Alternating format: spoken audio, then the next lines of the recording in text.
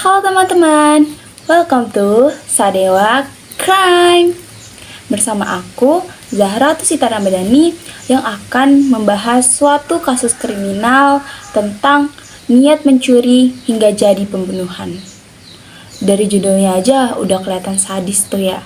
Terus kayak, kok bisa? Kenapa?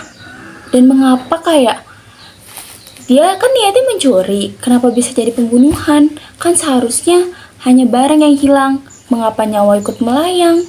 Kalian penasaran gak sih? Kita simak lebih lanjut yuk.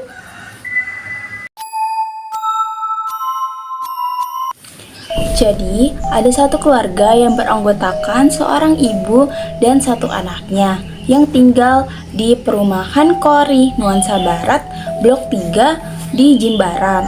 Mereka jadi korban perampokan pada hari Minggu tanggal 23 Februari tahun 2025 pukul 3 dini hari waktu Indonesia Tengah. Pelaku merupakan buruh proyek yang berada di belakang rumahnya. Jadi di belakang rumahnya itu ada suatu pembangunan yang sedang berjalan. Jadi salah satu buruh proyek yang bekerja di pembangunan tersebut menjadi pelaku dari perampokan rumah korban. Muhammad Rafli Bahiri, pelaku berumur 20 tahun ini berasal dari Kerajaan Utara Pasuruan, Jawa Timur. Pelaku ternyata baru bekerja selama 1 minggu di proyek perumahan tersebut. Diduga pelaku sudah mengintai rumah korban pada Jumat tanggal 21 Februari tahun 2025. Dari situlah pelaku mengetahui bahwa rumah tersebut hanya dihuni oleh ibu dan anaknya. Kemudian, aksi perampokan dilakukan pada Minggu 23 Februari tahun 2025 pukul 3 dini hari waktu Indonesia Tengah.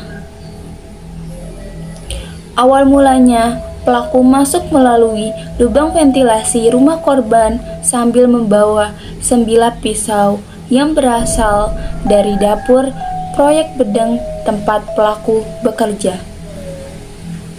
Sambil menaiki tangga, pelaku sampai di lantai 2 rumah korban, lalu secepatnya pelaku turun ke lantai 1. Tanpa pelaku duga, aksi tersebut sudah diketahui oleh sang pemilik rumah. Pada saat itu, korban yakni Kartini yang berumur 56 tahun keluar dari kamar tidurnya. Dan disitulah penusukan terjadi.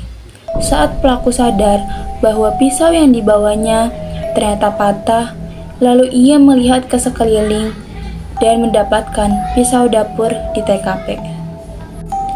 Tak lama setelah penusukan itu, putri dari korban yakni Dika Putri Kartikasari yang berumur 24 tahun mendengar teriakan ibunya dari ruang utama di lantai 1.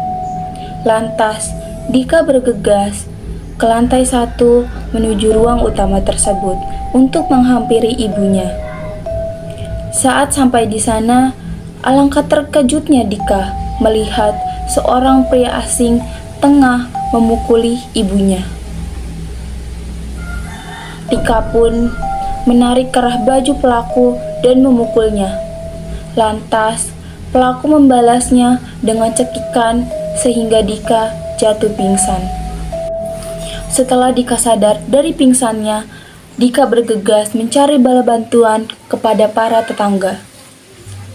Seorang warga bernama Joe yang berumur 50 tahun segera masuk ke dalam rumah Dika dan menemukan sang ibu tergeletak bersimpah darah. Seorang korban yang biasanya berjualan roti bakar yang bernama Endus di rumahnya ini dilarikan ke rumah sakit.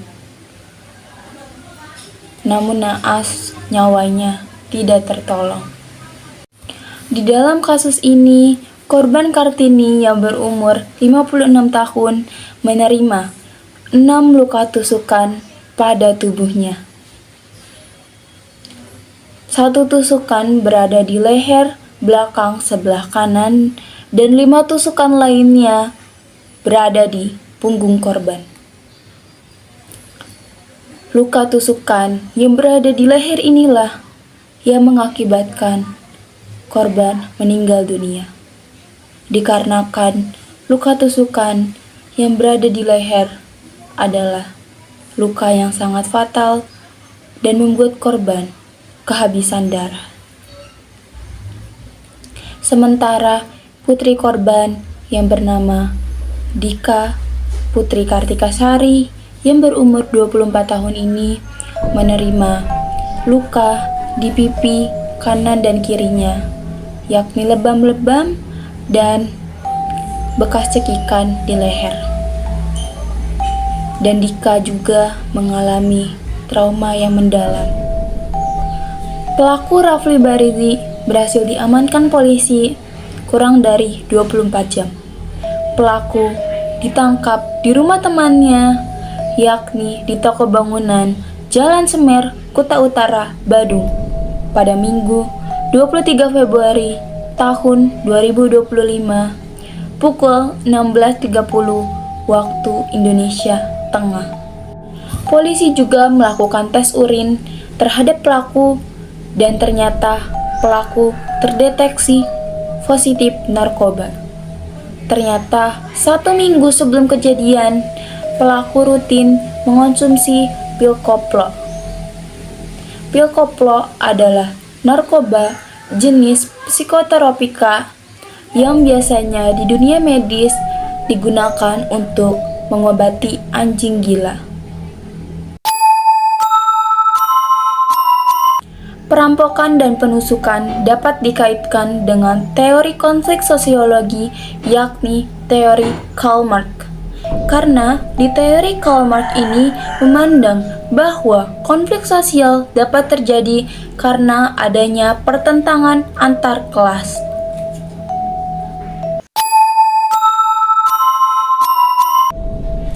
Upaya penyelesaian dari kasus ini adalah adjudikasi. Berakhirnya kasus ini melalui proses hukum dan pelaku dipenjara. Atas perbuatannya, Rafli sang pelaku dijerat pasal 365 ayat 3 KUHP mengenai pencurian dengan kekerasan yang mengakibatkan korban meninggal dunia. Berdasarkan pasal tersebut, maksimal pidananya adalah 15 tahun penjara. Berakhir sudah perjumpaan kita di video kali ini setelah membahas satu kasus kriminal. Zahra pamit undur diri. Mohon maaf bila ada salah kata. See you di konten Sadewa Crime selanjutnya. Bye.